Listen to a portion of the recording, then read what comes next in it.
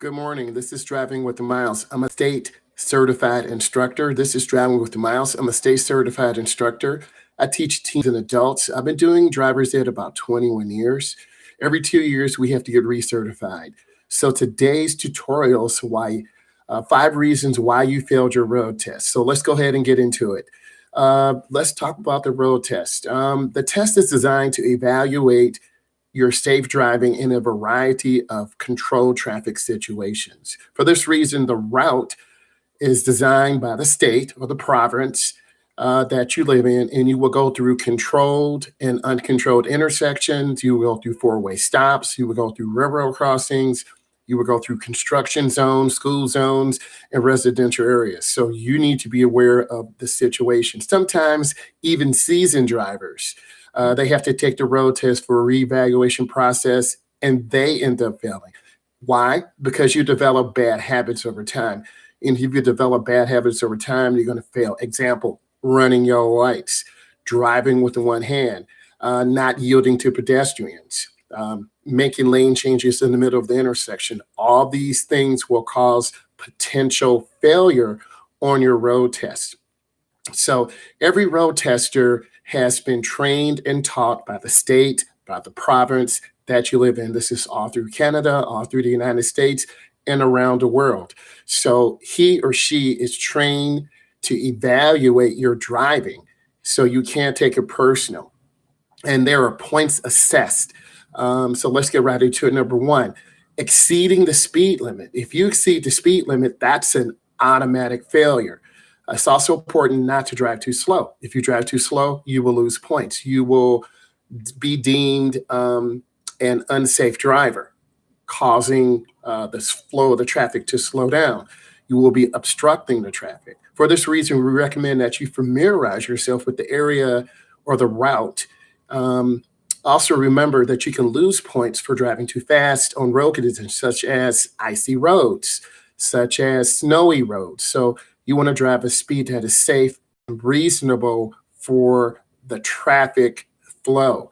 So remember, if the roads are icy or snowy on your day of the test, you need to adjust your speed accordingly and adequately prepare yourself for good judgment. This means you do not want to get into an accident on your road test. Number two, you fail to show caution at uncontrolled intersections. Every route must take you through at least one uncontrolled intersection. You need to look both ways, left and right. You need to demonstrate caution where pedestrians are, snow, ice, and be prepared to brake. This is lesser known, and this will cause you to be disqualified and lose points and fail. But sometimes you hear it from a disappointed customer who says, well, I didn't know I had to yield. Always yield in situations that you're unsure about. Next, rolling stops. A lot of people are guilty of this. Stop means have a complete stop. The wheels must stop moving. Many expert drivers are in a habit of coming to a rolling stop. Many times, my drivers and I, we sit there and at an intersection for about 3 minutes. And we see drivers just rolling through the intersection. They don't stop. So I'm trying to teach my drivers good habits to prepare them for success. And that's what it's all about, preparing your drivers for success. This means also many expert drivers are in the habits of coming to a rolling stop, but that won't cut it on the road test. You've got to be consistent. Wheels need to stop. You have to stop at the stop line. After you stop, you move forward, coming up to the edge, you look left and right, and if it's clear, then you proceed with caution. So if there's no crosswalk, you must stop before the intersection. Let's go on.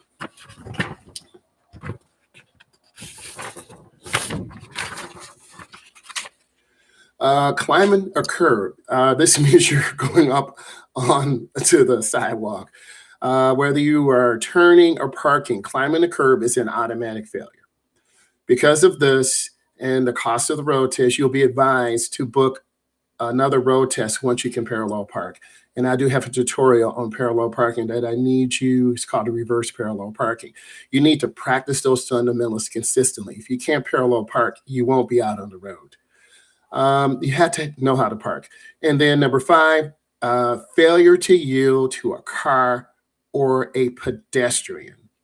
It is really important that you know the rules of the right of way. The first car to get there is the first car to leave. If two cars come together at the same time, the car on the right has the right of way.